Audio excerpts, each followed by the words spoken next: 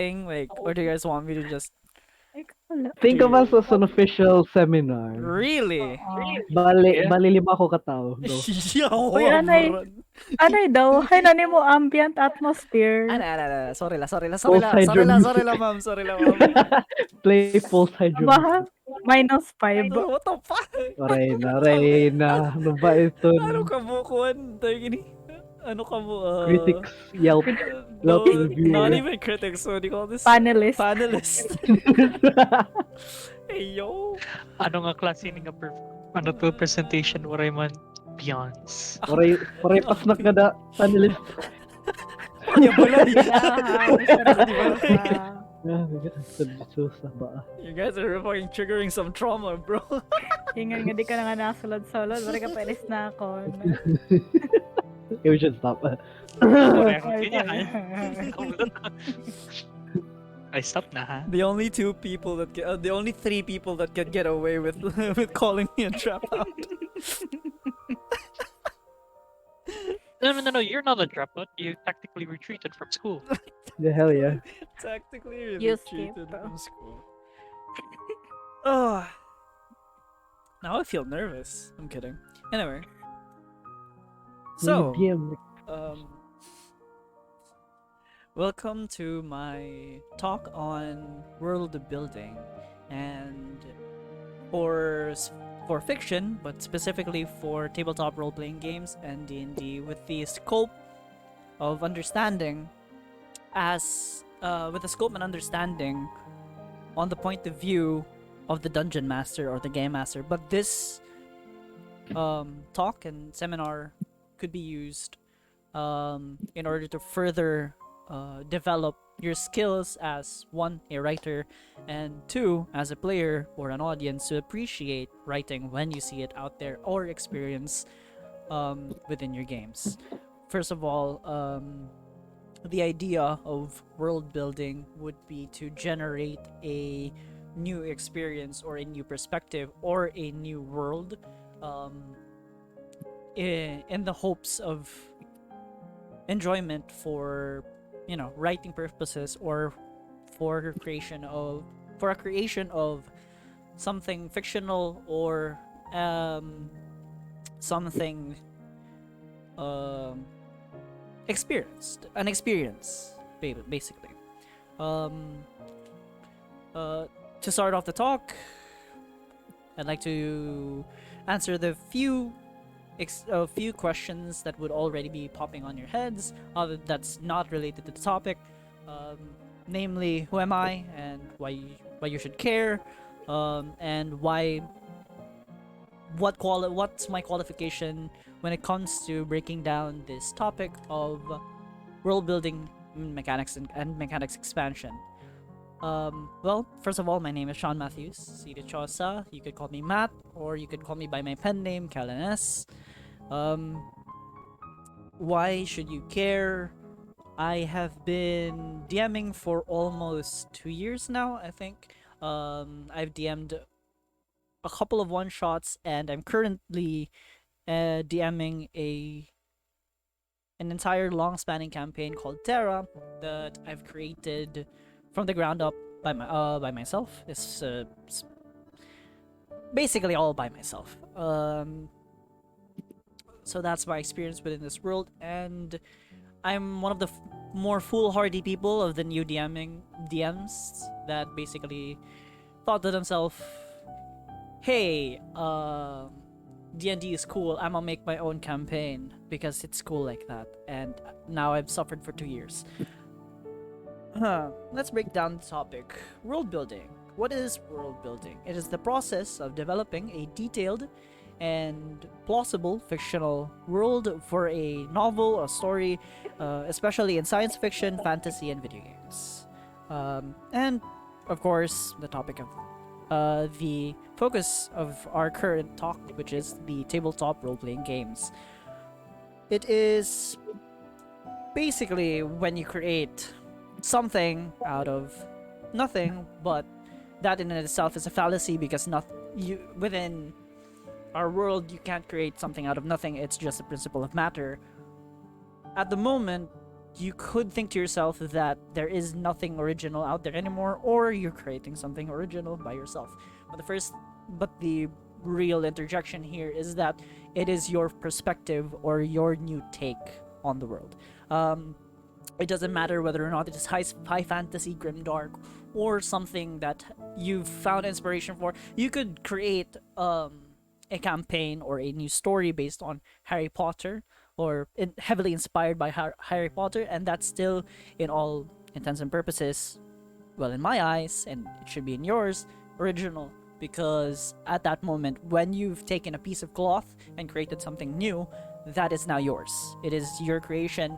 You've taken heavy inspiration somewhere else. You could consider it plagiarizing, but so long as you have already inputted new ideas to the world, in this case, the world building, that's yours. And you must, take pride on that creation and be content that you've created something basically out of nothing. So, how do you go about world building? The first idea that I'd like to propose to you are two perspectives that both revolve around the allegory of the cave. The allegory of the cave is, if you don't know about it, it's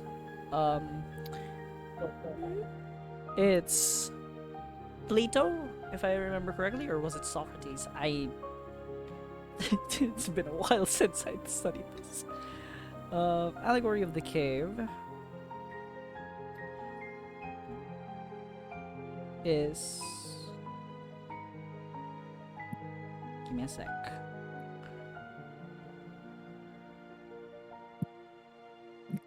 Yes, I was correct. It is Plato. Plato's understanding of... Basically, Plato trying to define the fourth dimension or fourth perspective.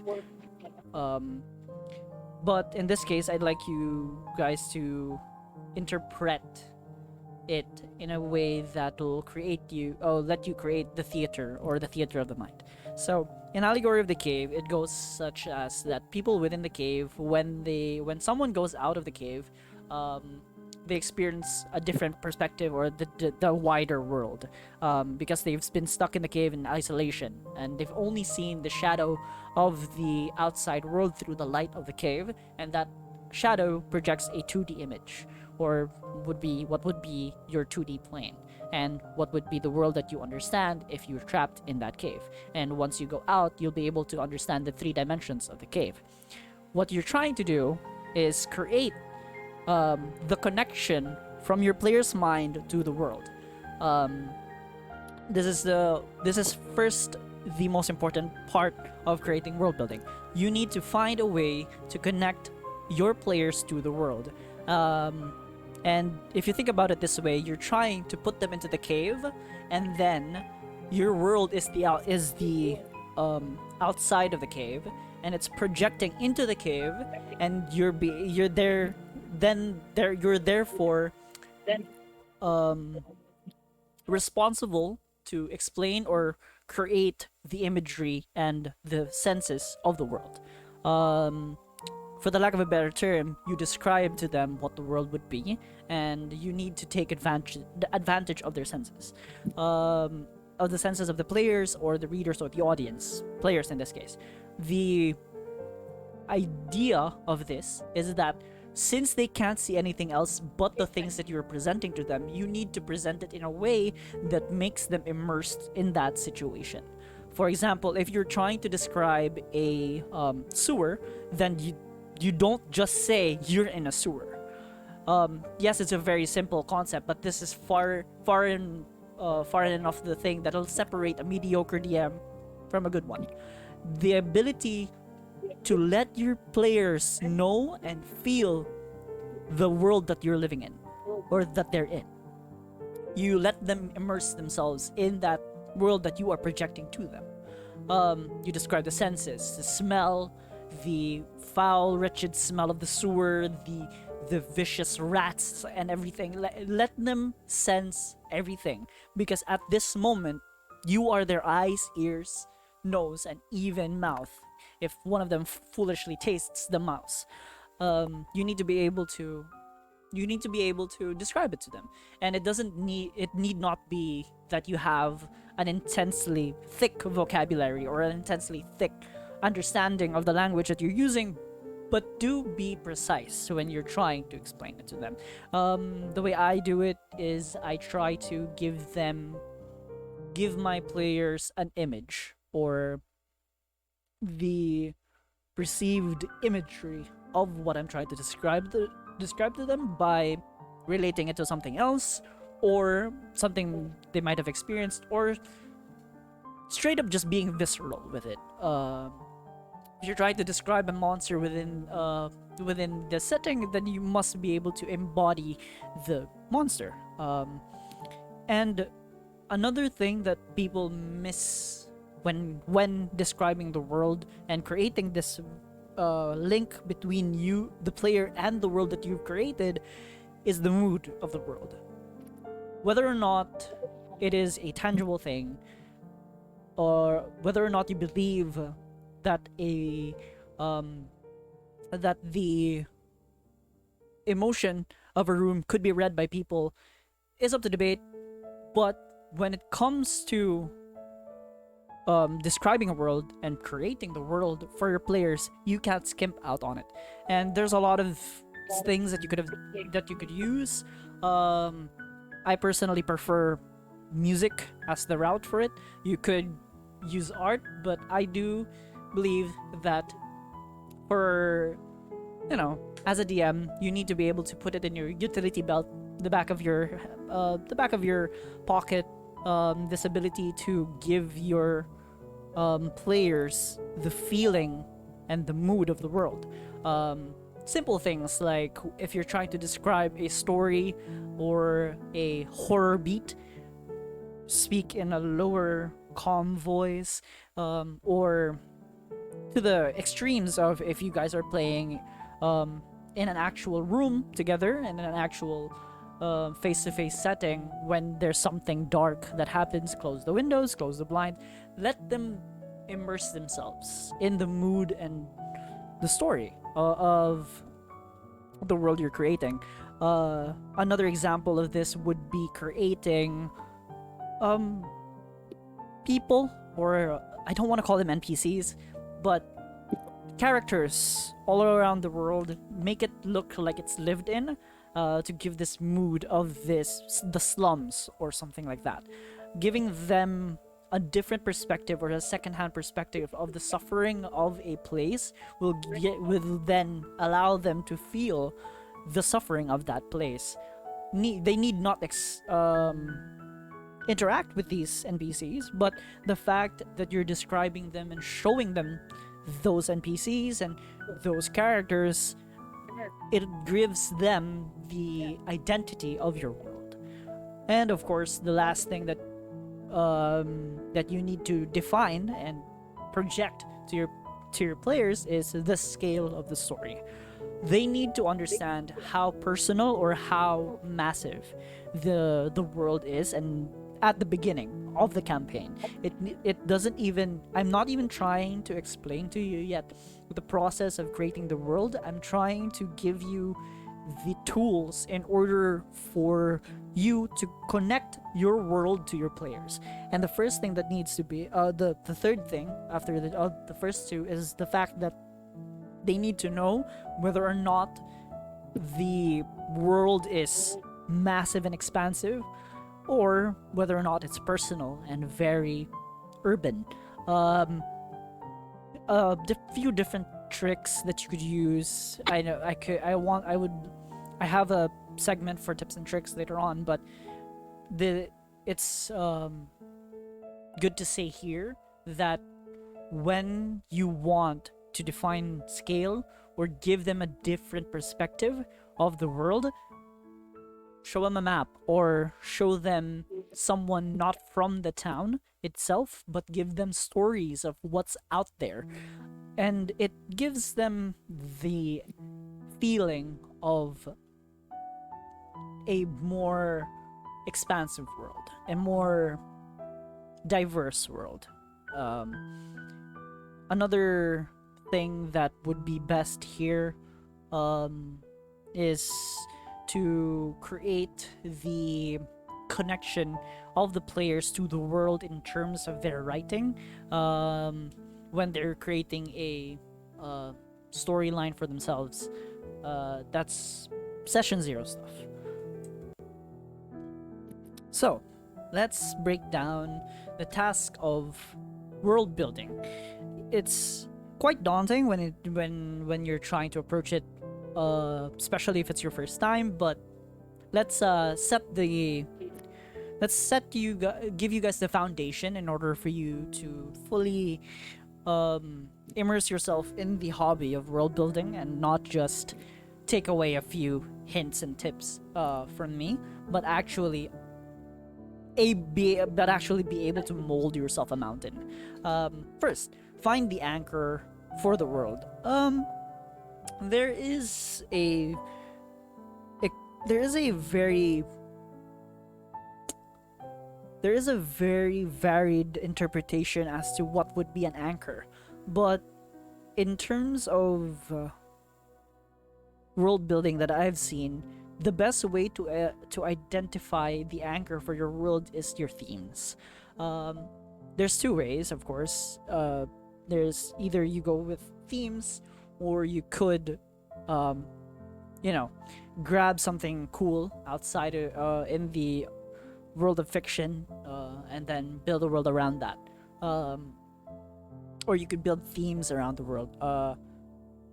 In my case, I like using themes because I like making stories out of the world. A example of themes would be death of the author. There is no heroes and villains. Those types of theming, which is more story driven and plot driven. Or another theme would be, this is superhero theme, or this is a space opera theme. Basically define what the major hook of your story would be, like space western or something like general genre defining for your story, because that'll inform your decisions when you're molding new towns, new cities. This will inform you when you're molding the world. This is your clay. The theme of the world and the story is your clay to be molded on. A general avoidance here would be not to make your theme too overgeneralized. When you overgeneralize a theme, it becomes incoherent, and incoherency is one of the major weaknesses of world building on itself, and honestly story writing as a whole, but especially world building. Because if a Jedi can fly in this situation, how come they don't fly everywhere? And then it becomes this weird disconnect. It becomes jarring for your players. Separation from reality. This doesn't mean that you can't run a gritty, realistic take on D&D or fiction. There have been many ways to adopt a gritty, realistic take onto world building. But what it means by warping reality or separating it from reality is at least change a few things so that it is not literally just the world. Because though they will be immersed in the world, there will be no point in making a world and creating a world on fiction if they could experience something better in reality. If you guys kind of get what I'm trying to, if you guys kind of get my drift here, the fact of the matter is, when you're writing in your world, especially in a campaign setting, there needs to be a difference or a separation, as the prompt here says, separation between what is real and what isn't. And it's all about the rules and laws of the world that governs the world. So the more you delve in and get closer and closer to gritty realism, the more you need to define certain times, certain changes to reality that lets them, or lets the audience and the players realize that, hey, this is a different world, or this is a world that I've never been in. I've never seen this. There's a reason why there's a lot of mishaps when it comes to putting writing your own world as the same world that you're in. The problems that occur is there would be varied reactions in terms of immersion, basically. And of course, you need to define the point of the world. What I mean by what's the point of the world is it doesn't necessarily mean what the meaning of that world is. So you could interpret this in a way of, oh, it's a Death Star, or this world is a Death Star. It's meant to destroy other worlds. That's the point of this world. No, it's not that. More so, what is the feel and what is the reason for the world to be what it is? What's the point of the creation of this fiction? For example, if you want to create an expansive world in terms of adventure, or in terms of experiencing new out of the realities world experiences, the point of it, the mold of the world will become more so in line with traveling and journeys, and it creates a new perspective when you're writing down the world. So for example, what would be a good way of putting a point into a world is breaking down a apocalypse, or breaking down a if it's a post-apocalyptic world, or my favorite, a post-apocalyptic world, wherein right after the apocalypse, nature has now healed and is coming back to basically take back what was taken from it by man. What would be the point of that? It would be to experience the hope within a dire situation. It would be this juxtaposition as to what could happen if the world has fallen and there are no more humans. I know that was a bit of a jarring take and a grim take, but I like grim stories. The point of the world would be why you're playing it, or why you're making it to begin with. Because if it's too real, then why not just experience the real world? And if it's too fantastical and you're running in an open field with a party of paladins, and then suddenly Optimus Prime smashes down onto the field and tries to help you against an ancient dragon, like, that's no longer an anchor. That's lines in a poem that don't make sense. That's pillars in a house that don't help it stand. It's bad architecture, bad engineering. That's bad world building. Because I know saying bad world building would be discouraging for most, especially for those who wanted to do something like that. But the consistency and the points of the world, the consistency of the world is driven by the point of it. If you want your players to experience something horrific, then don't put them in La La Land.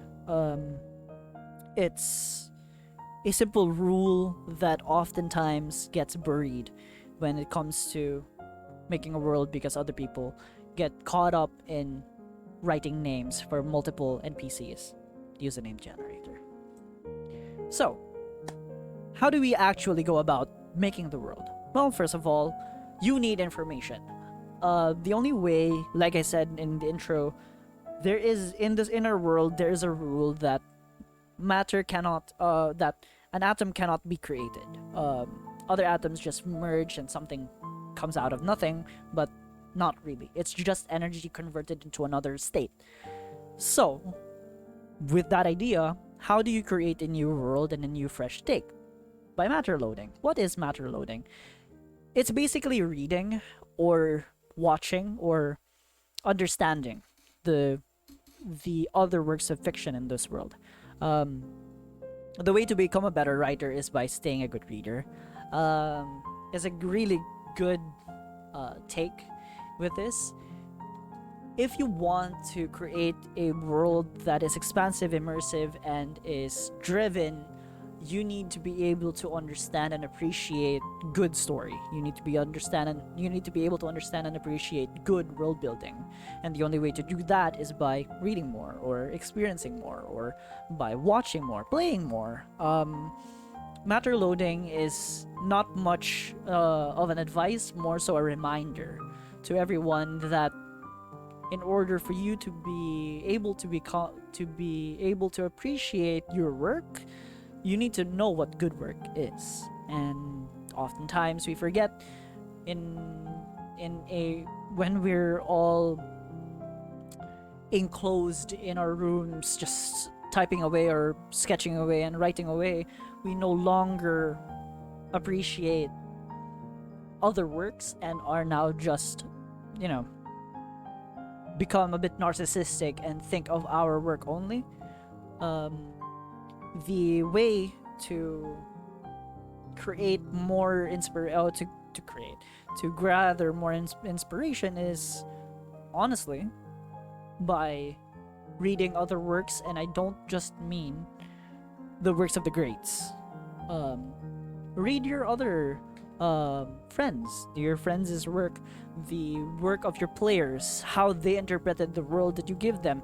Read their backstories, read the stories that you've played in the past in your other when you were a player, when you weren't DMing, or if you think you're a good writer in on itself, then read your old stories. So you can see the good and the bad from your old writing, and then you can progress better. Another thing is that a lot of us get caught up in the whole fantasy of things that we no longer appreciate the outside world. And there is a quote, there is a joke within the development community for video games that the best physics engine is the world outside. And much like how artists would go outside and try and take a breath of fresh air and look around and find inspiration from the outside, you could do that too.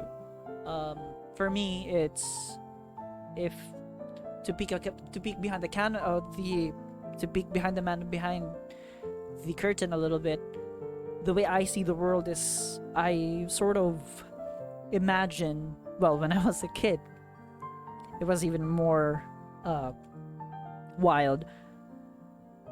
A great example of this is when I was a kid, when my father would bring me home from school. We would be riding in our car, and I would look outside while it's raining, and as it's raining, I just imagine someone chasing us down or a dragon chasing us. I let my imagination I uncork it and let it flow. Now I'm became a little bit grittier of a person, matured and became old. But I never let that imaginative part of me die, if that's the only best way I could put it. When I go on walks, when I go on a date with my girlfriend, and we don't have much of a conversation going, or we're just having a good time with each other, I often think about the landscape that I'm in. For example, when we're at the park or at the beachhead or somewhere with open fields, I let my mind wander and just gather information within the world and see soaring skies with skyships and submarines. Let the world around you dictate your imagination and just let it flow. And of course, humble yourself just a tad bit. We stand at the top on the shoulders of giants. There have been great writers before us. There have been great artists before us, Bekchinsky, Tolkien, the greats. Matthew Mercer. The greats. Don't hesitate to allow them to give you inspiration, because when you let yourself become caught up with this inspiration and this idea of creating something original, you end up creating something, honestly, there's two ways that it goes.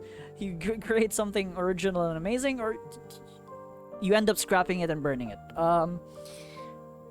The idea here is that realize that there are great writers out there. There are better writers than you. There are better people that have done this whole tango better than you. And that's okay. That's a tool. You can go read their work, watch their work, watch them work, and appreciate it, and gather inspiration and gather, ideas from them. I'm not trying to say that you should plagiarize and copy them word for word. What I'm saying is, it's fine to like having elves and dwarves be at odds. It's okay to have a big red glowing ear this time and not an eye as an enemy. That's fine in the beginning, because if you practice that more and more, you realize what was so good about those things that were in that book and in that story and in that world, and you try to pick it up and put it in your own and twist it to your own own imaginative way, basically. Matter load, very important. Be a fan, humble yourself. And now, one of the most complicated ones, and if people are actually taking notes when they're listening, this word, verisimilitude. What is verisimilitude? It is the appearance of being true or an illusion of reality.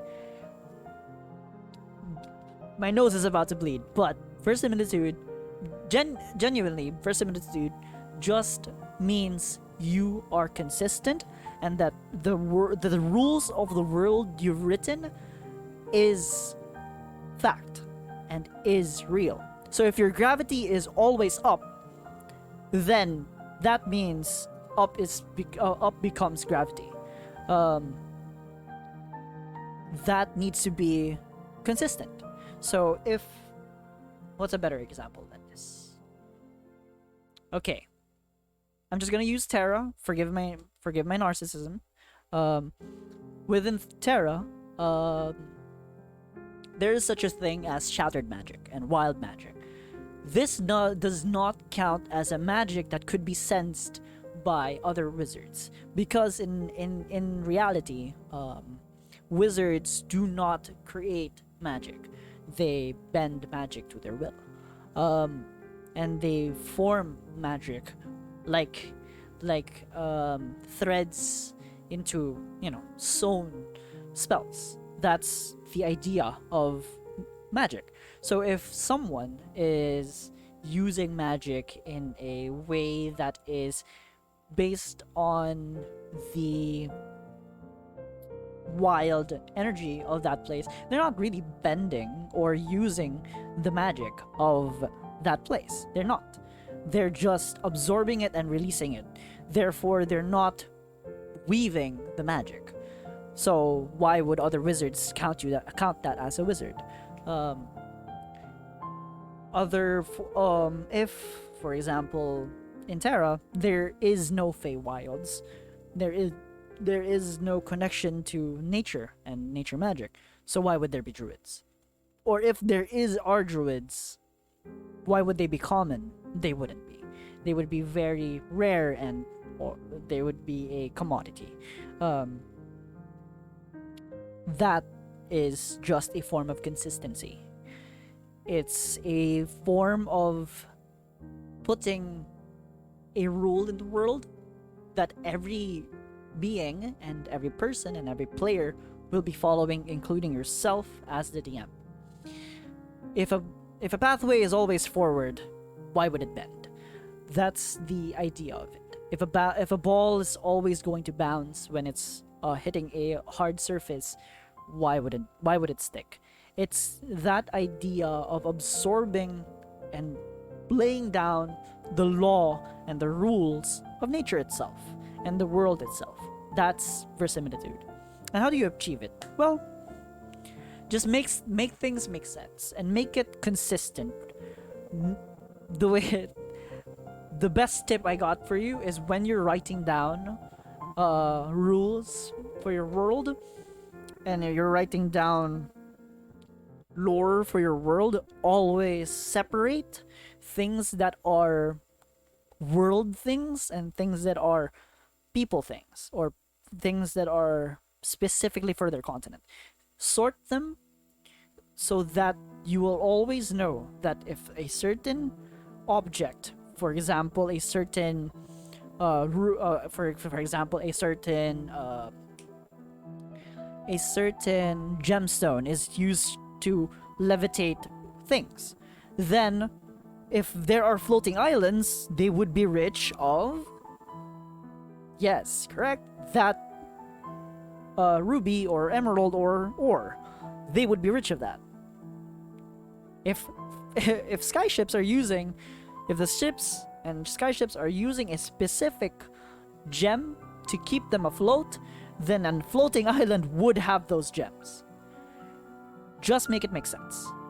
Be consistent with your vision of the world in terms of the progression of the world and how the world is gonna go. Be consistent and always write down whatever you're saying.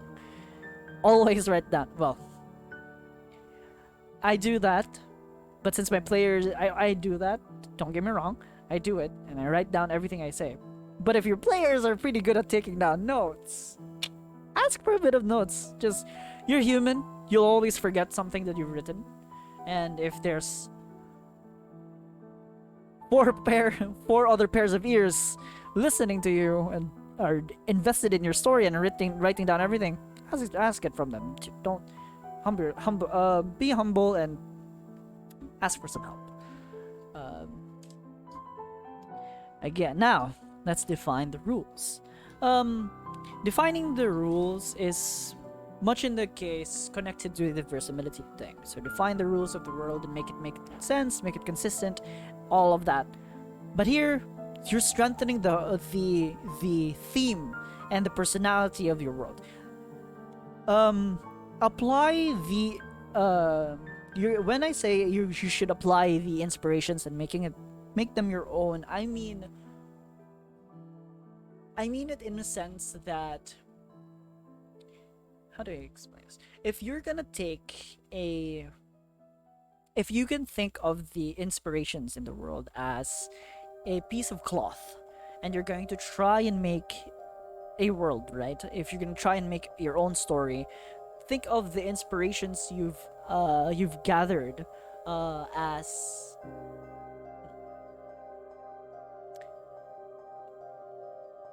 I think the best way I could describe this in a way that will make sense for most of us is that when you're going out to grocery shop and you're trying to create your own stew, the fresh ingredients you have will dictate your stew or your dish.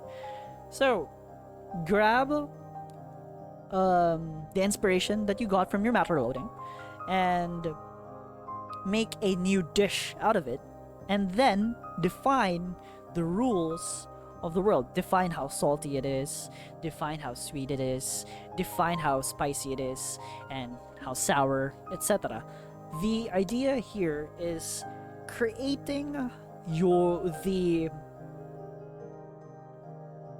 the what's of the what's and whys of the world.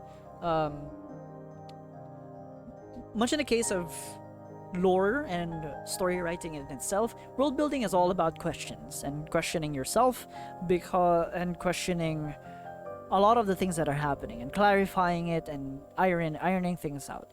The idea of defining rules is creating a guideline for yourself at the beginning. What are the main major events? The guidelines for the rules would be what are the major events, historical events, who are the major figures, and what are the major important details and effects within the world. So, for example,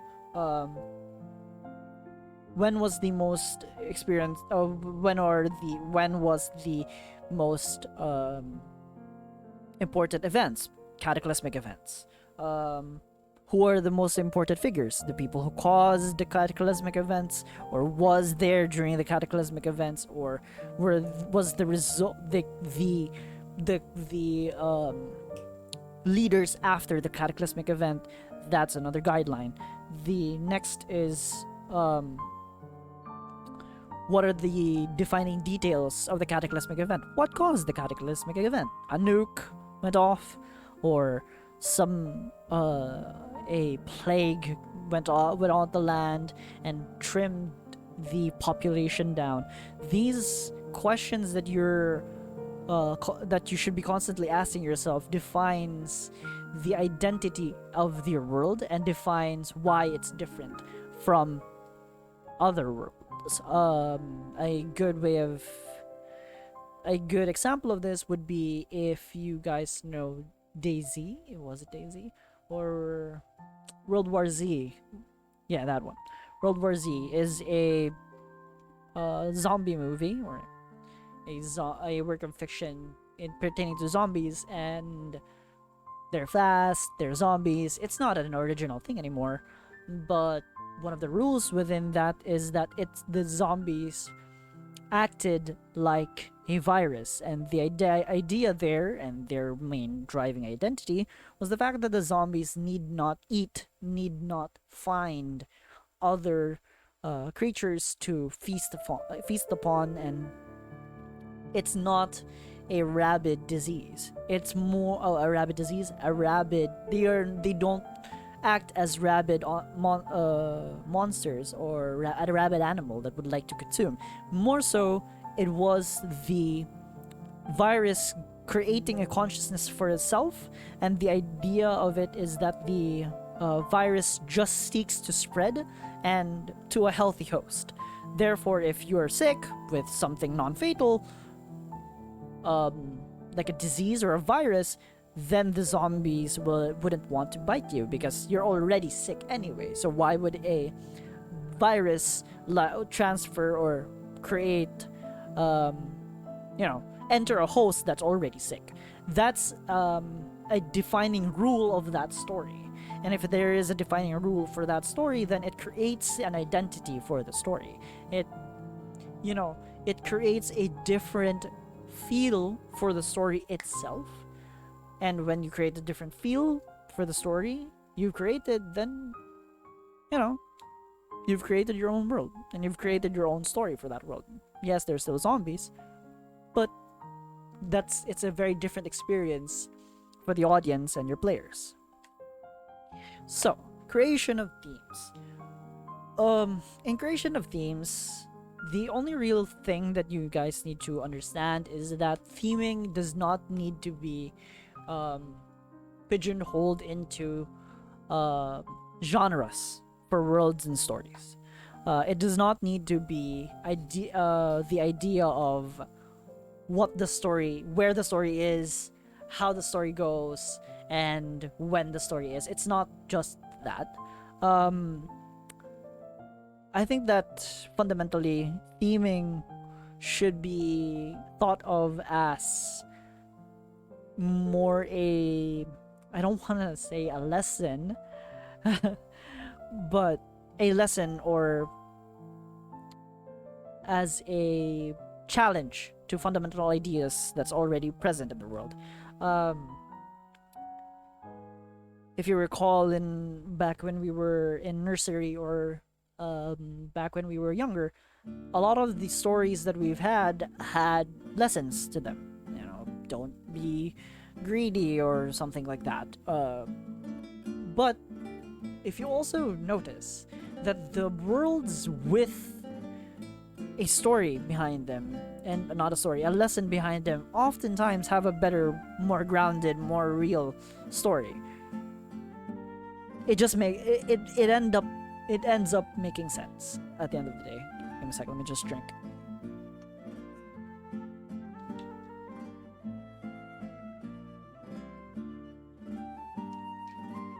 So, for example, a good question here is, what's the fundamental idea that makes the world function? For example, if you want to delve deeper into grimdark fantasy, what is the extreme for capitalism? What is the extreme? So we see the benefits currently of capitalism, but if you look at it as well deeper, if you look into it deeper, there is a tipping point wherein capitalism no longer becomes beneficial and it becomes more and more detrimental. But that doesn't mean capitalism is failing. It's succeeding as to what it's doing and what it wants to do. But there is a tipping point for its usefulness, because it's very top heavy and bottom heavy as a societal philosophy. There is very much a separation between the wealthy and the poor. If that's the idea, how do you challenge that?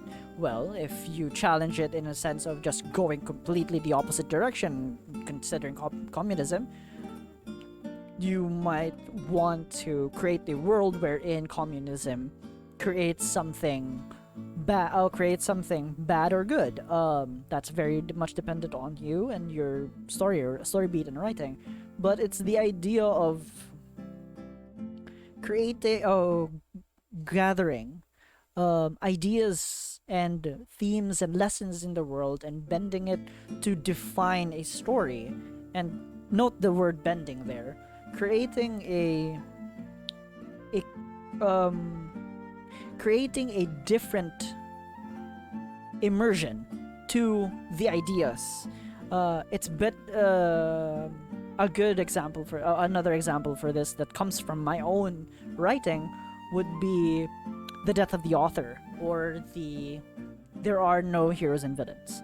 So the death of the author states that once the person, or no, actually, a theme that I would like to delve deeper that I haven't really been mentioned is words are forever. And in my words are forever, in my campaign that I've written down, the idea is that there is no history, because a lot of it has been erased due to the meddling of the gods, or some reason that my party has to find out. And there is very much a heavy emphasis into memories, bloodlines, and people who would remember certain things, and long-lasting immortality, or long-lasting people who've lived through multiple ages that know what happened in the previous events, but none of them are written down. There's a heavy emphasis to libraries and knowledge and knowing information, because at the end of the day, words will outlive the people who are telling the story. So the idea here is that if you purposefully fossilize words, just like when you write them down in ink, that's fossilized history, and fossilized history would be much more remembered throughout the ages than, I'd argue, even digital history. But the point in the campaign or the story is that words that have been spoken are more light. They fade faster. They're cartilage, not bone. They don't fossilize that well. But things that are written down, things that are within, people that can see, written, etched on the wall, etched in, hidden in libraries and all that. That theme heavily informed my decision when creating new places and new parts of the continent or the world of Terra, wherein, there is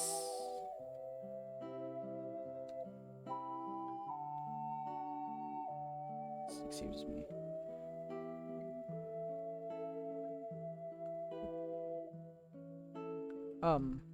Yes.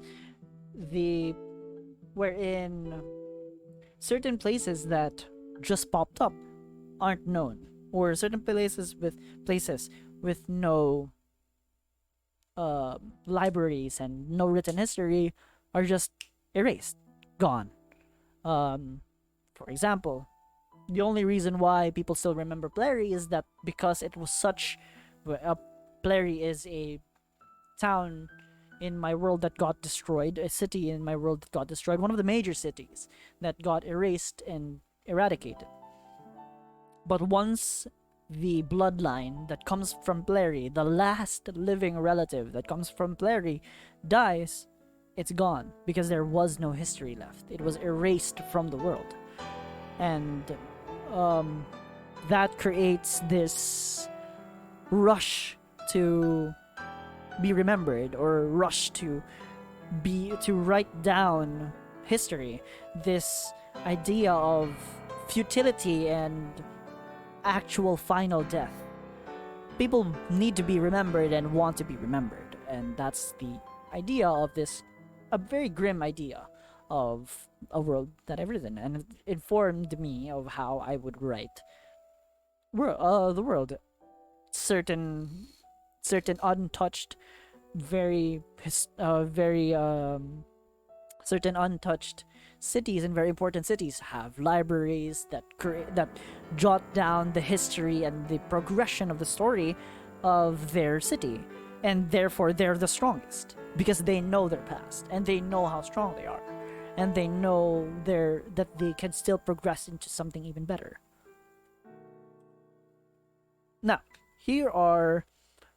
Now that you know the basis or the fundamentals of world building, which is asking a lot of questions to yourself, creating your themes, defining your rules, and all of that, we can now give you the defining approaches for world building, and there's only two, in my opinion: the perspective and the expansive world creation, and they're both very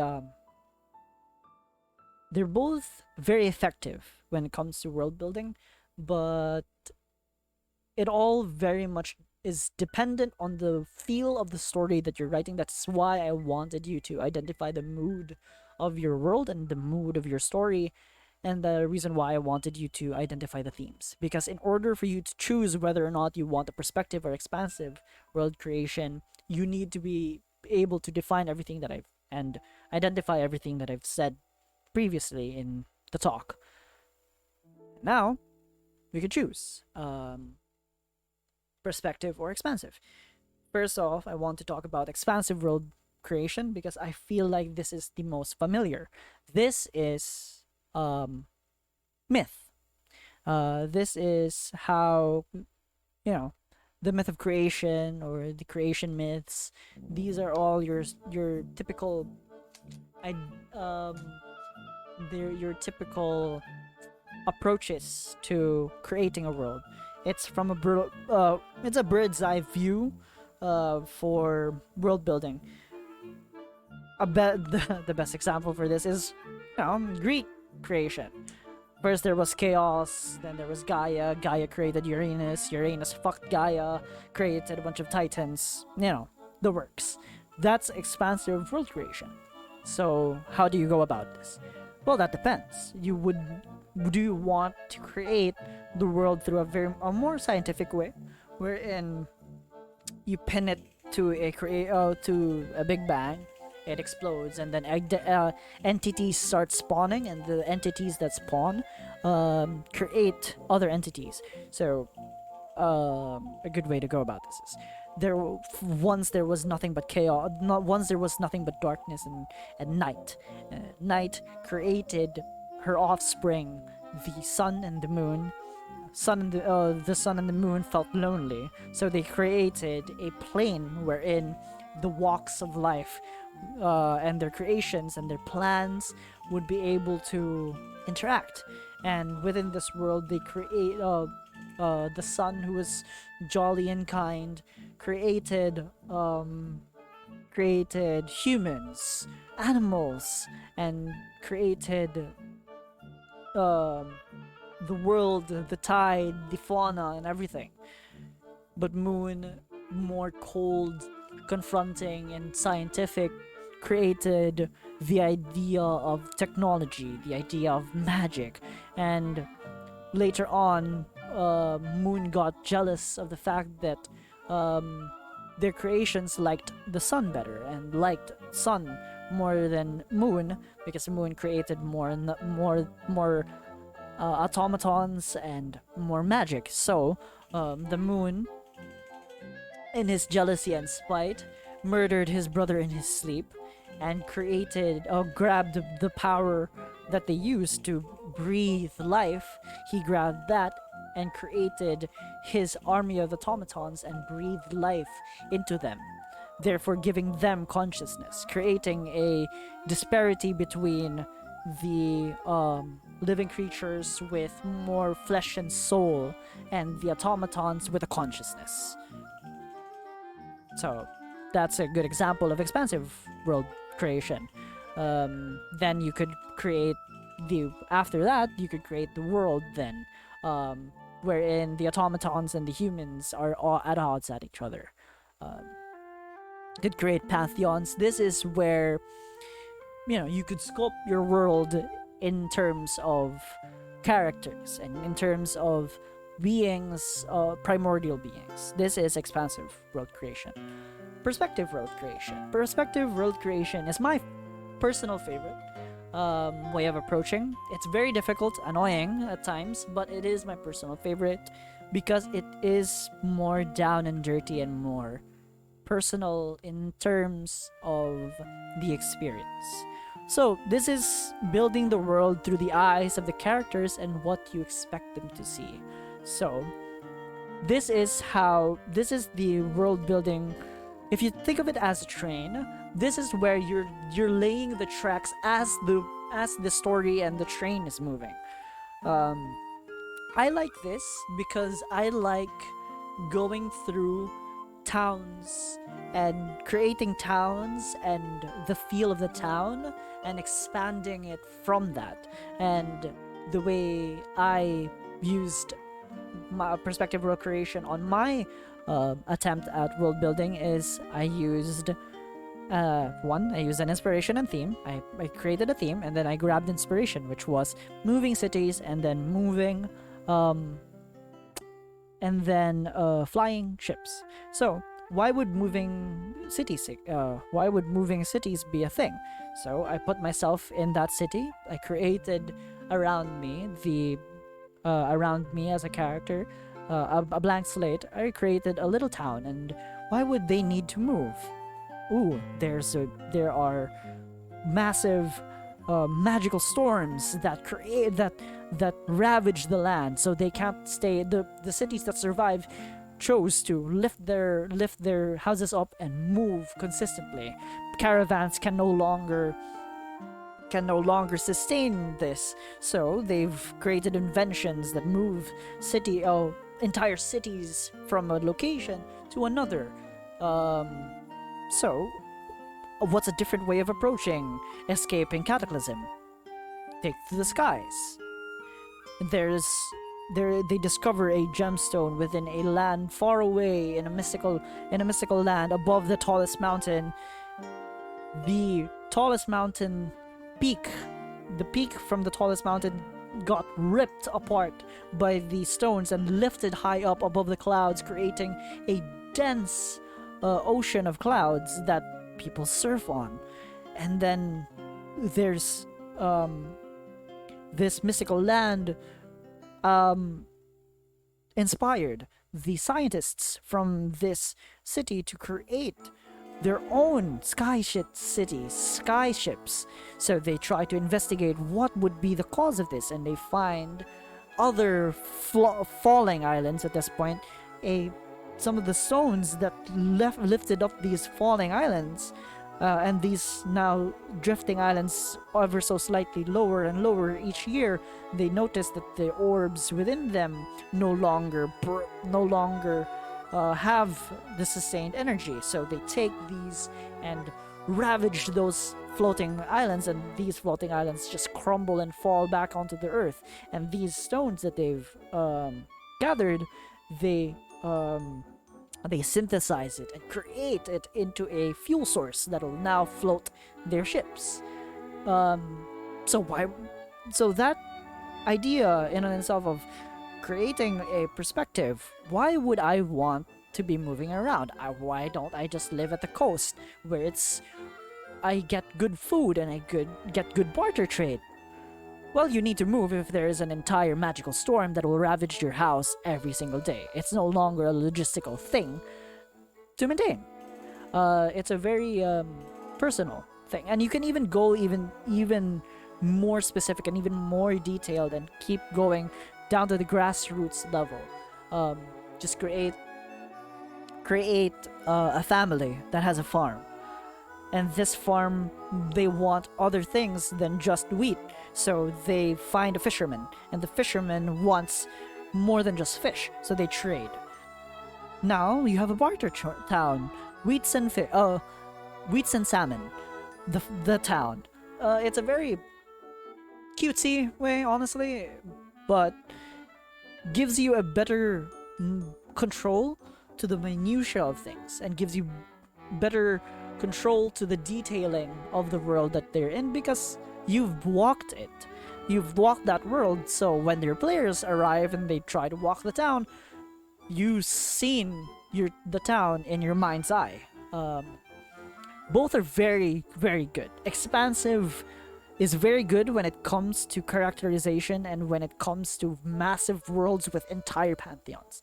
Perspective world creation is good for landscapes and cityscapes.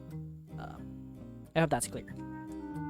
So, now, after you've created your worlds and the characteristics of your worlds through perspective or expansive, you need to define the dynamics between the world with the players. So, a general rule that I have is that the world should be its own living, breathing character. Why? Because the world needs to feel like it's been lived in. If it feels hollow and it feels like it's cardboard and it feels like it's just a play place and a theater for your players, there is no intrigue and mystery. How do you achieve this? Well, by characters that they coincidentally see in other places. You rescue, for example, you rescue a man outside of the town from your starting town. You rescue him, and then you find out later down the line, 5 cities over, that he was a general or he was a captain that survived the last fight for of his troops, and he got promoted to a general. And the moment you enter the town, he sees you and thanks you for providing him water and food, and then now you have safe passage for that city.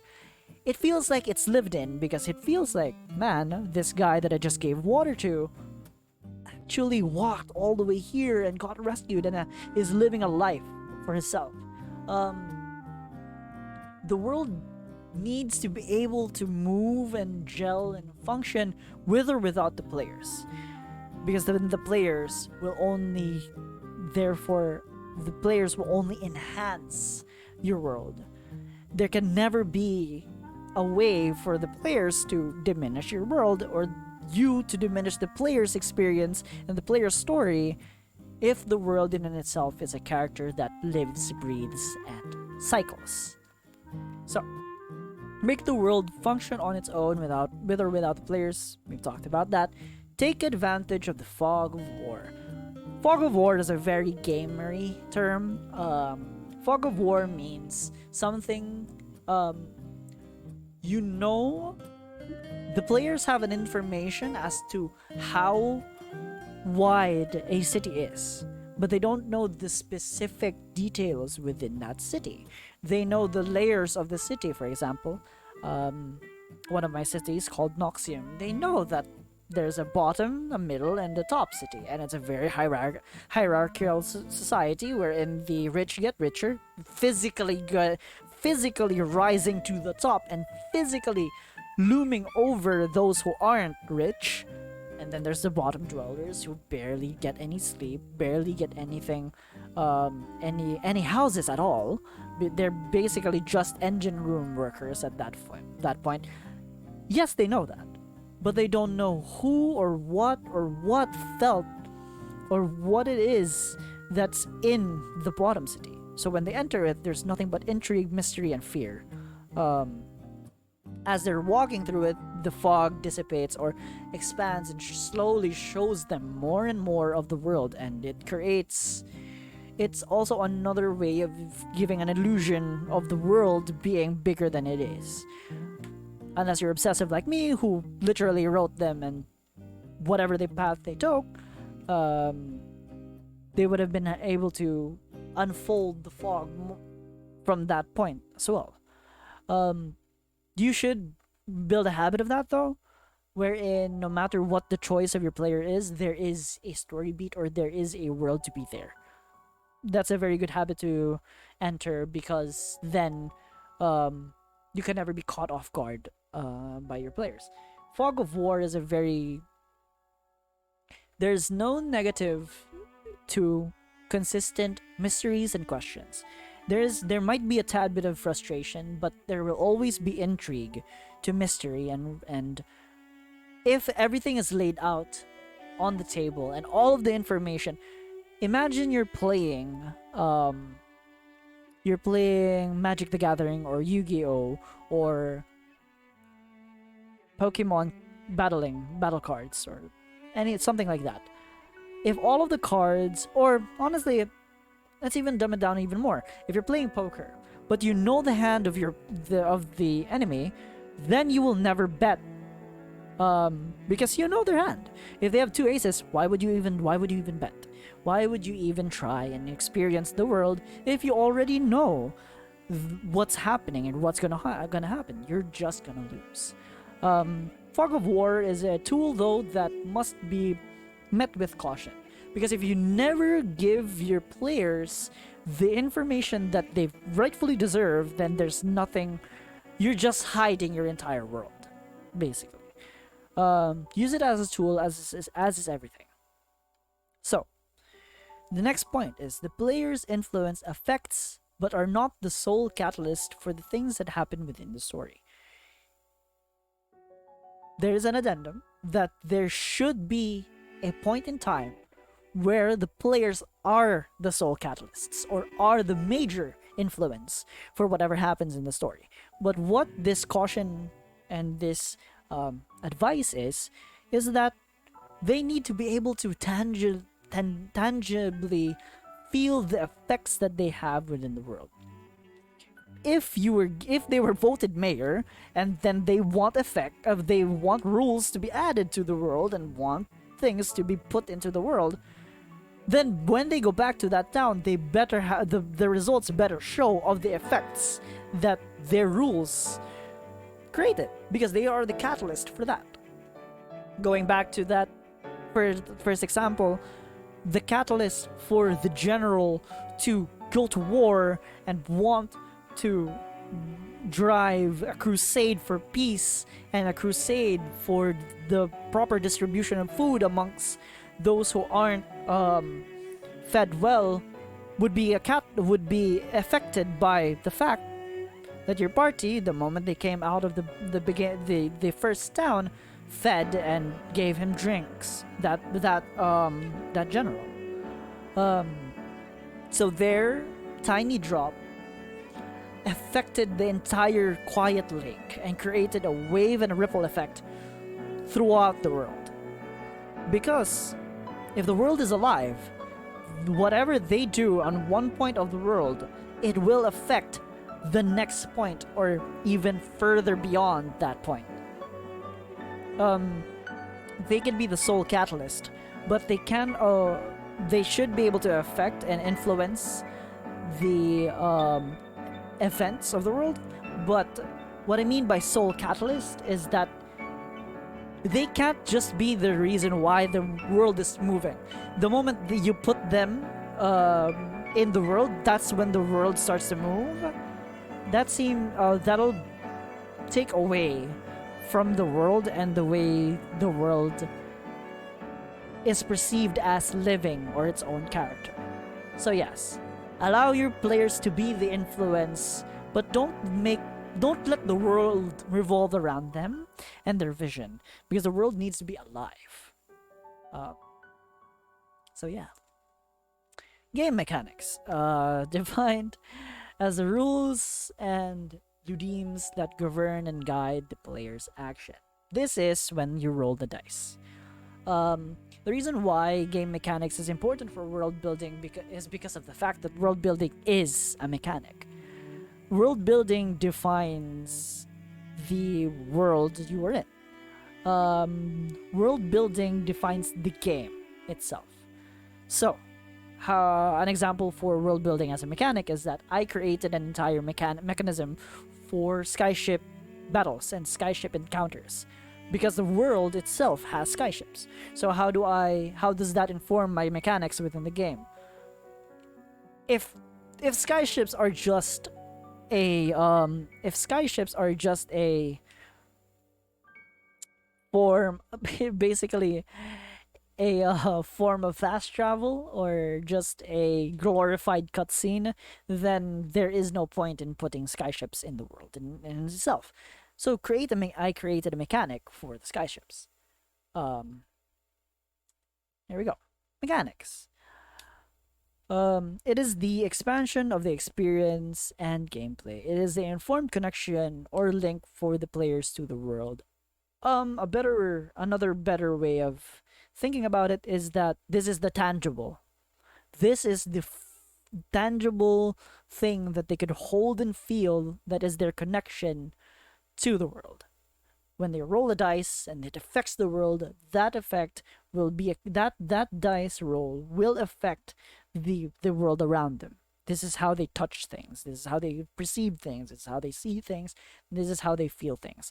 This is mechanics. This is mechanism. So, you can enhance your world building by taking creative liberty and expanding the mechanics of pre-built set rules. Don't shy away from 5e rules. 5e rules are there for a reason. You should be able to, study it, enjoy it, and, experience the 5e rules. They're robust, they're good, they're fun. The only reason why you would ever want to expand them is if they inform your world building or the feel of your world. Feel no pain rules that I've created is a rule that basically dictates how the players will interact with pain and with effects to their physical self. This will influence the effects of wounds and bruises to their characters. The reason why I wanted that is because I want my world to feel more gritty, real, and felt darker. There's a big reason why there are certain worlds or certain campaigns wherein if they want to experience a more grittier or a brutal environment, is that as the progression of the campaign goes, the players, when they get to the campfire or when they get to the reset point or the checkpoint, they get to choose a level or a long rest. It gives the war of attrition and gives this feeling of desperate need for healing items or this feel of just they're stuck in the wilderness on their own wits. That's a form of mechanics informing or world building and story building informing mechanics, because mechanics is an extension of world of story writing. So let's break down mechanics. Excuse me, the music is gone. Music. Sorry. Let's break down how to break down mechanics. I don't want to. I don't want you all to think of it as gospel, but this is more of a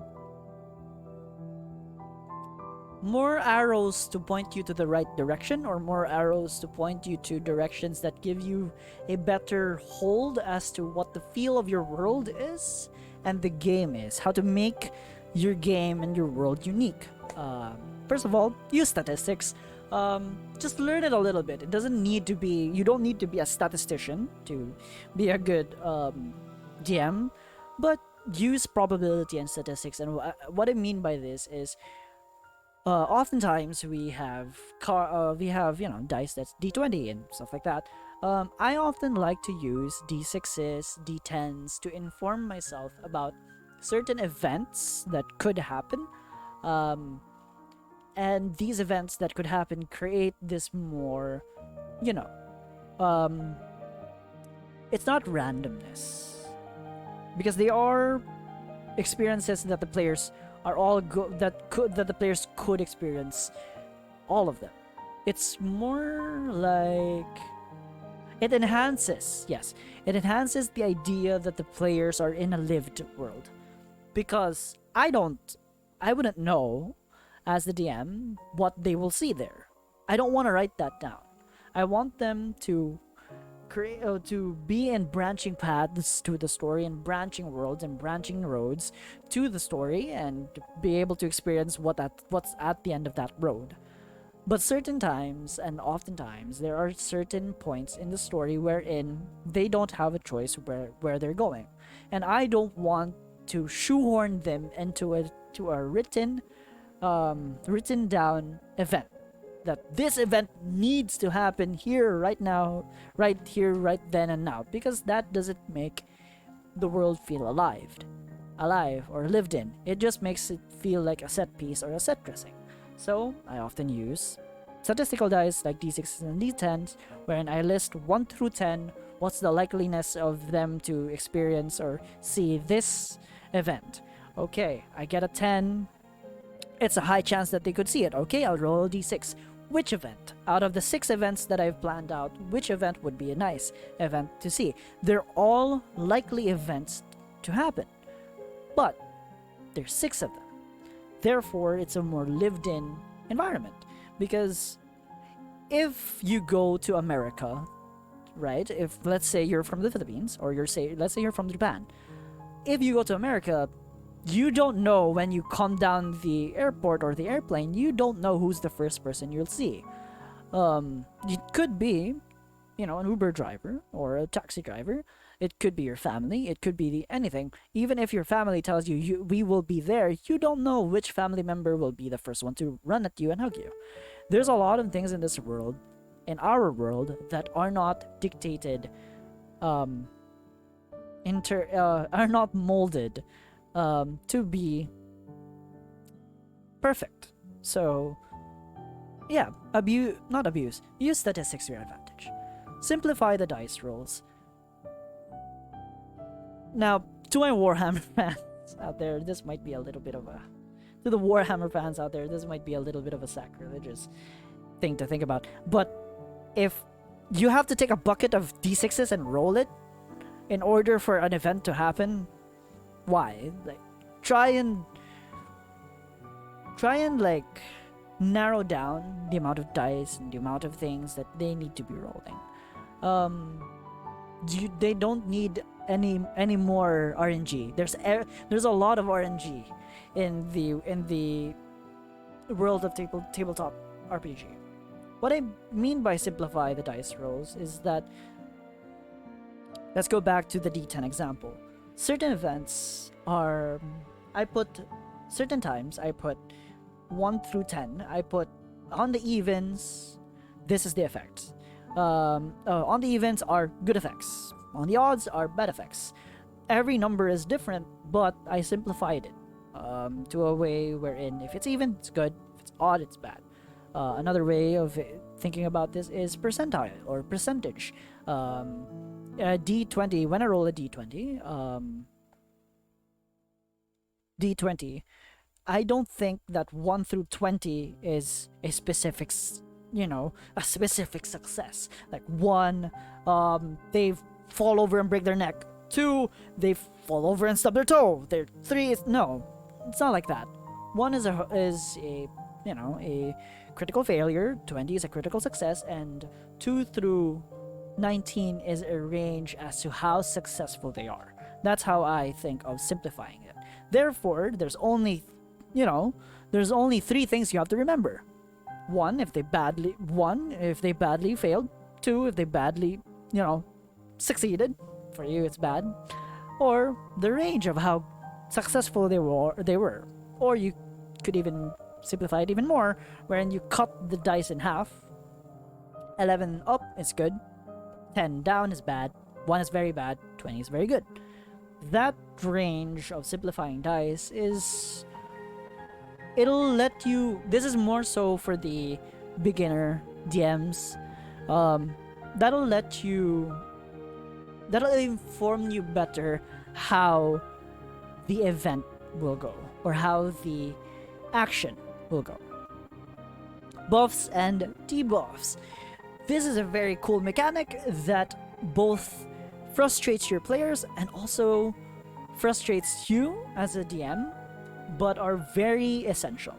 What I mean by buffs and debuffs is that buffs and debuffs are effects that could be added to the dice that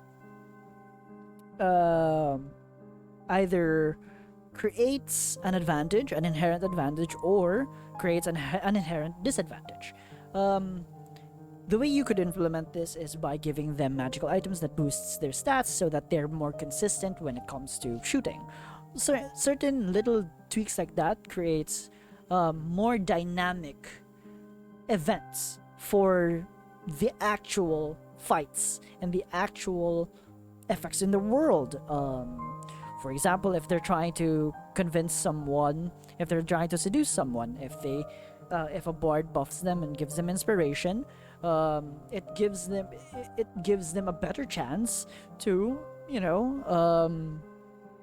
bed that person or get through that person if they're a guard and stuff like that. Buffs and debuffs, mind them and make sure that if you're going to make it top heavy, my mechanics are very top heavy, meaning there's a high chance of success rate in mine, in my campaign, because I want my players to succeed more and I want my players to hit more.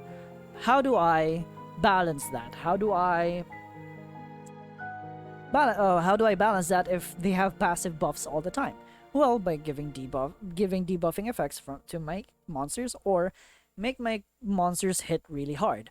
That's just another way of giving more consistency and more agency to your players, allowing them to have buffs to yourself, and not buffing yourself, but buffing buffing the monsters that you've given, but giving the monsters debuffs, because then it doesn't feel like they're failing all the time because of bad rolls. It just feels like this monster is that tough. Yes, use it your own discretion. RNG and versus consistency. I really like consistency when it comes to action and when it comes to decisions. I want my players to have a consistent result. So that's why. So within all of the characters and all of the classes that I've made, I want my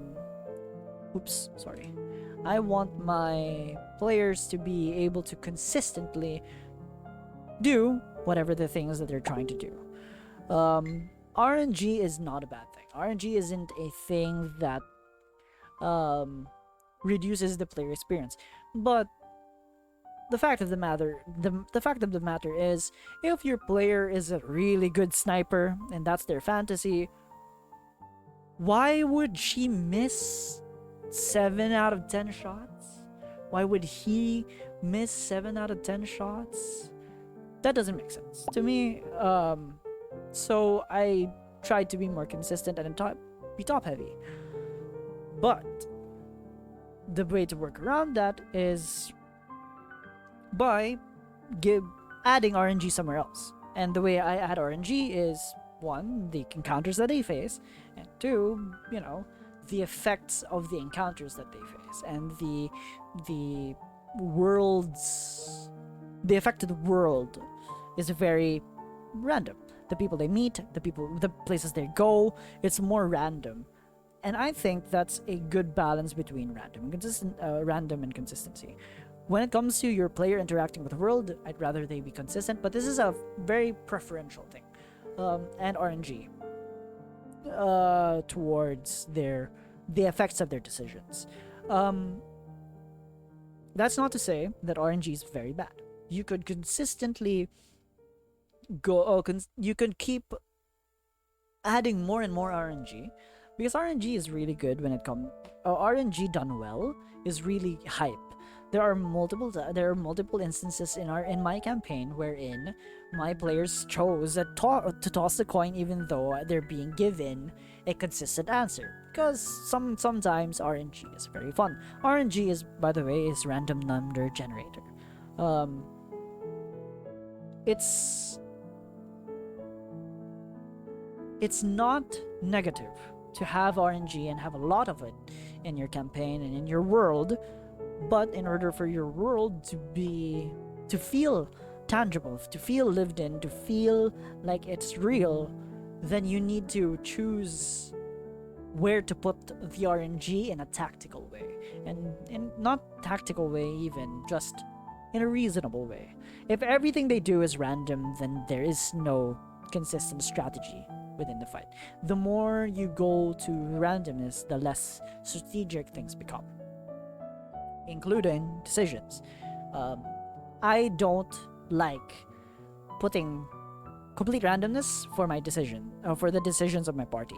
If they make a really good decision, the two effects that'll be in the RNG are both good. It just depends which good it is. Just to clarify what it means to have RNG. Resource management. This is my favorite tool to use. Your players will feel invincible when they have everything in their disposal, and when they have everything that they could use.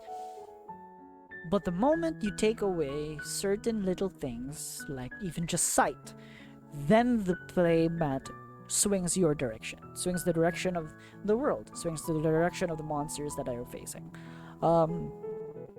Please don't take this as a go ahead to make your players suffer in terms of never giving them items, never giving them anything, never giving them. No, you need to be able to manage the economy in terms of money for the place that they're gonna go. They manage their economy so that if it feels like a regal place, then it'll go. If they're going to a regal place, then it's going to be, well, expensive. And if they're in a slums, then they would be robbed. But make sure to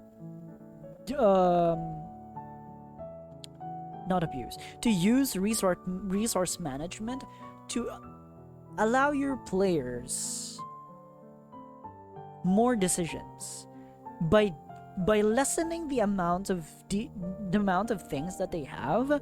You increase the amount of decisions they have to make, and of course, when it comes to resources, always go towards the positive when it comes to positive results after a fight or after a major event. Give them more resources when it comes to the reset. Give them reset points, and all that. It's the resource management gives you more of a more real feel, more gritty feel to your world. Because if they have less resources, then they need to budget it and think about it. And in current terms of world building, the less resources they have, the more gritty and real it will become, because they'll count their arrows, they'll count the amount of shields if their shields break. They'll be counting, the spells they have, because they don't have rests that often. This is the power of resource management. This is the power of resources. The more they have, the more fantastical it feels for them, because they're rich, they have everything, they're on top of the world. The less they have, the more real and grounded it feels. That's a good way of taking in what resource management means. Action economy.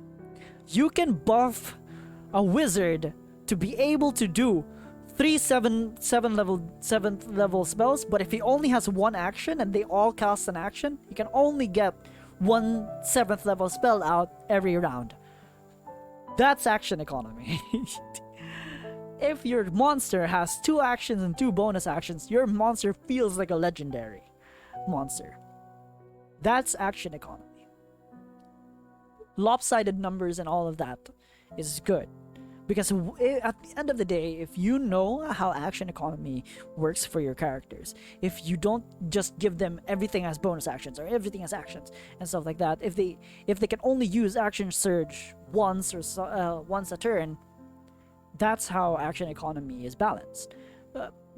Action economy, in my opinion, this is very much an opinion at this point, an experience, is a balancing point for you, because you could, get your players more and more powerful, but so long as they have 1 action and 1 bonus action, there will always be something that they have to decide on, and they will always have there's always a dance that you do with your players in the world itself and in combat encounters. There will always be a dance between their decisions. Will they save counterspell because they only have an action, or only have 1 reaction? Stuff like that. And yeah, terrain usage. Terrain usage is very much a byproduct of world building. So, for example, if you're building your world in terms of cold, in terms of somewhere in the Alps or somewhere in the northern hemisphere of your world, and it's frosting over, then what would be the terrain? There would be icicles that they could climb. There would be temperature drops. There would be barely any foliage for them to use as cover. That's what terrain usage essentially breaks down into. If you wring it out like a wet rug, terrain usage is all about the locale that they're in. And I am a very big fan of creating danger points for the terrain and terrain usage. And I'm also a big fan of giving my players the ability to affect the terrain in any way, because your players are creative. So if you put a minecart somewhere within the mines, all right, and you put a control panel for the minecart, your players will use that terrain. They will use that. They will use it. When you describe it, they will use it. You cannot think of it as a way of like, oh, it's just a prop piece. They will use it, especially if you've defined that this world is functioning and all of that. This world is lived in. This world feels like this, that, and everything in between that we've been talking for the past few minutes now, and almost an hour, I think. They will use that to their advantage. So if they roll high and they roll consistently, they might use that against you for your terrain usage. So you better be careful, but also allow them to do that, because that gives a better feel and dynamic and a better, more, it feels like they're actually there where they are and where you are. I've recently added more height variations, covers to my map art and the maps that I use and the terrain that I build when it comes to my world, because I want my players to experience my world tangibly. I want them to be able to have this feeling of this variety to the encounter. And of course, there is the dreaded AoE effects and single target effects. Single target effects, in my opinion, should be strong. They should be strong in a sense that because you're only pointing at one guy and targeting one guy, shit. There. If they're only targeting one guy, then that effect better be worth it. And of course, AoE is, when it comes to world building and it comes to lore writing in a sense, AoE effects, when you're showing it to them, just like I said in the beginning, when you're describing it to them, when you're making them feel, AoE effects need to feel like AoE effects. What I mean by that is they need to feel powerful, because it's not just a spell for one person. It's a spell that shatters land, creates a different effect to the terrain. When they cast fireball, there better be a ring of fire or something, an explosion that creates height variation and stuff like that. And in single target spells, it needs to give them it needs to give them the power fantasy of hitting this one guy with everything they got, or at least an effect that, hey, you can't do anything for 3 rounds or something. I think that you should consider area of effects more when it comes to combat encounters, because area of effects allow you to manipulate the battlefield in terms of where the players should be able to go and could go, whether or not they could approach you, whether or not they could go right, left, or center. Area of effects will be able to dictate the playfield a lot more. Single target spells feel a little bit err at the side of caution when using single target. Specifically single target spells, because at the end of the day, if you're using single target spells and you're using it at one person all the time, it tends to ring as bullying towards that person, and you never want that. You never want your players to feel like you're bullying them, because you're the world. So if the world is targeting that one guy, it feels like God is smiting them down, and you're not God. You're just the guy who wrote the world. So yeah, area of effects and single target effects err in the size of caution when using single target effects, and when using area of effects, always think of it as a manipulator of the playfield. Word of warning. Here we go. So we're nearing the end of my talk. Word of warning. The first 3 is heavy when it comes to warning and caution. Obsessing over details. Do not obsess over detail. If you enter a session and then all you've done the entire night before when you're preparing is you've detailed the monster that they're facing, but then you didn't even give them an NPC, you didn't give them a quest line that'll get them to the monster, then what was the point? And another thing, when you're obsessing over the details, there are things in this world and in your world and in the real world and in the written worlds of the giants that you're standing on, they don't know the answers to those. Certain questions in the worlds don't demand answers. There are certain points in history that we can never know, and this allows the players to feel, and allows you to feel, like the world is alive, because certain things live and let go and are forgotten. certain things have no answers, certain things are mysterious. Even you wouldn't know those answers. And don't obsess over detailing every single family of dwarves in this town, every single family tree. That those detailing and those stuff, you could detail that. But if you just obsess over all of the details, you no longer create a world that becomes a ebbing and flowing, mysterious and all-encompassing world. It now feels like another set piece wherein they're sitting at the theater and looking at everything, and they see everything, and they see every little detail, and you can name every rock. That's a very it's a very big pitfall that a lot of DMs and people who write and people who make worlds often fall in under, because they think that they need to know everything and they need to write about everything. You don't need to explain why a wheel is circular and not a square, because certain details are just, they're inferred or they're understood.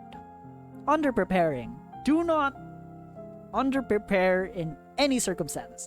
Please prepare. Please prepare. Prepare the NPCs, the encounters, the world, the description of the world, the description of the places you've been. It's always better to be overprepared than be underprepared. The way I do it is I often put a sticky note of a reminder, or like a sticky note on my phone and on my notes what the reminder of the last session was. Then I ask who, what, when, who, what, where, why, and then how, and then the list of decisions that they made, the stuff that my players wanted to do, and where they wanted to go. I always ask them beforehand to remind me, because I'm not, we're human. And then another thing that I love to put in the note is special events that could happen. Special events for this session that I'm thinking about. And then always have the overarching plot right in your person. Have it listed down. And also name generators or named NPCs, a list of them. Have that prepared. And coffee. Coffee is amazing. But yeah, the questions as who, what, why, when, and where is who might be the important people that they want to meet or are going to meet, in terms of like the things that aren't stated by your players, things that you want them to meet in terms of the world's progression. When? What time is it? Where are they? What time is it in terms of where they are? And when, also another cliff note here is what point of the story are they at? I do it by chapters, I do it by session as well. I do it by, page basically. When, what are they? What's the effect? What's today? What's on the menu today? What's the event today? Is there a combat encounter? Is there a mission? When? I've said that now. Who, what, when, where? Where are they? What's the world? Where are they in terms of the town they're in? When they arrive into a different town. That in that session, that's the where, the town itself. When they're established in the town, and the next session comes, you need to specify in your notes where they are at that town, because there's other parts of the town. Remember Fog of War, there are other parts of the town that they haven't seen, they don't know. And then why are they there? What's their agenda? What's the world's agenda for them? Yeah. Word of warning: breaking immersion. This is when it comes to verisimilitude. This is what I warned you about when it comes to verisimilitude. Breaking immersion, when it comes, a lot of times, breaking immersion is because of inconsistency or something jarring happens.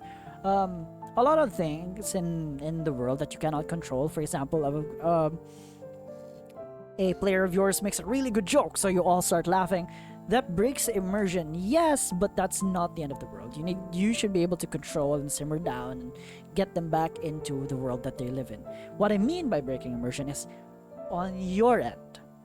What you do to break their immersion in the world. That's why I specified and really broken down earlier in the talk about consistency, verisimilitude, and defining rules, laws, and everything. Because that's the major cause of the breaking of immersion. When you create an inconsistency. Speaking of inconsistencies, some inconsistencies and plot holes aren't plot holes. Those are purposely opened doors, leaving doors open. Plot holes, for the thing that your party seems to be to think is a plot hole, might be something you want to put later down the line. You shouldn't shy away from that. But if you are gonna do that, make sure that it's not a cop-out answer to the plot hole. Make sure that there's foreshadowing. Make sure that you prepare and identify and define the pathway towards that twist. There's no point in creating a plot hole and creating an open door when the twist that happens makes your player goes, oh fuck you, instead of, oh yeah, or damn, I was right. Make them have a positive reaction to a twist you're planning by giving them foreshadowing. Yes, there's fog of war, but they can theorize. They're smart people, they're smart individuals, your players are very good. Don't spoon feed them. 2, don't underestimate their intelligence, and by over giving them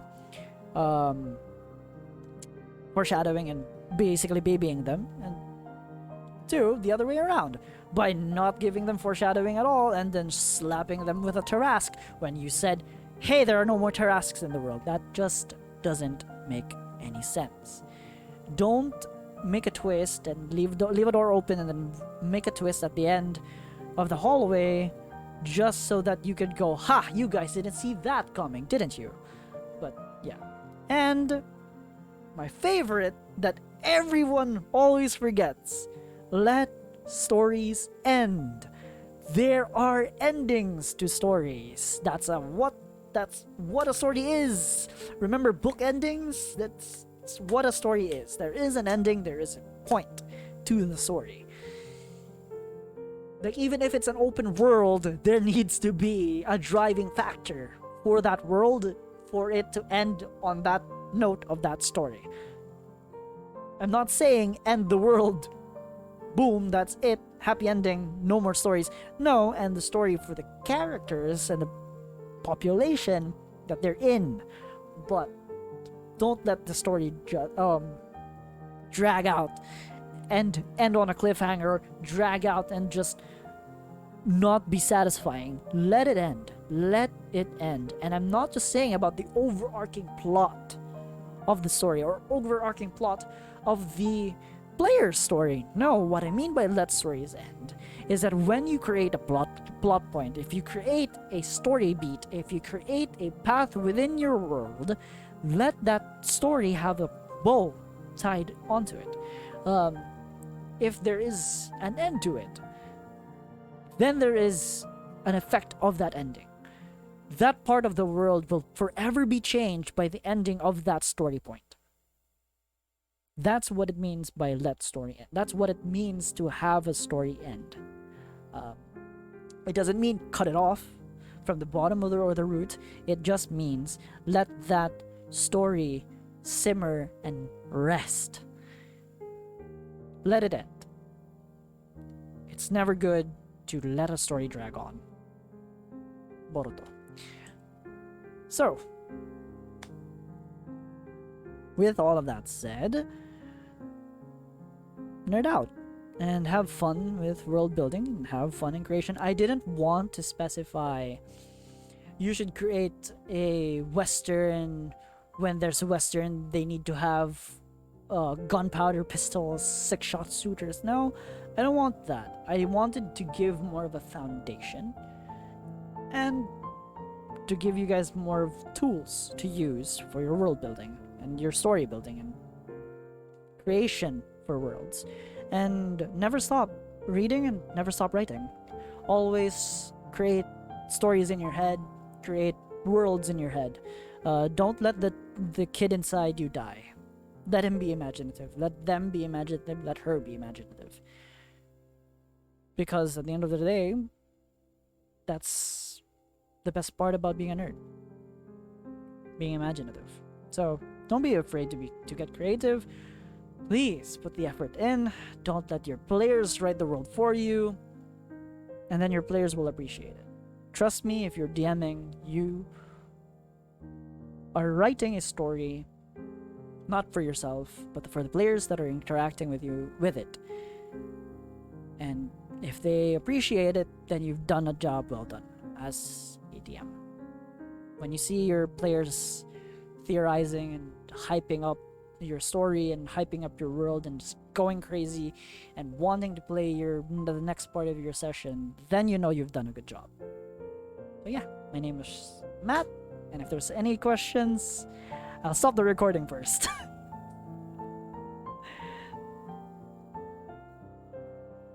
Yep.